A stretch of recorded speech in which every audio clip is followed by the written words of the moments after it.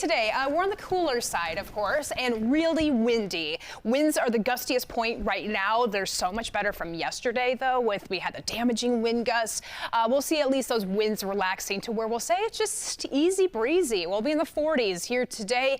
A nice pickup with our temps through Saturday and Sunday. Sunday being the warmest day of the weekend, and our storm chances develop late Monday night, especially starting on Tuesday.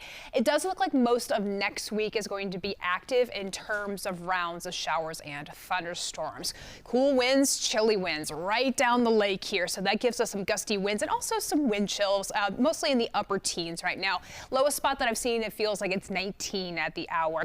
But sustained winds between 15, 22 miles per hour. We have temps in the 20s and 30s, most if not all right around freezing.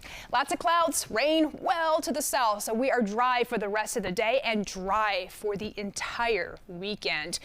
Nice wind shift as we head through Saturday. So as those warmer winds begin to build, not only is that going to give us a bit of an elevated fire danger risk for tomorrow, it's also going to boost our temps quickly, and we'll keep that warming trend through at least Monday before a cold front comes through, and that gives us some changes.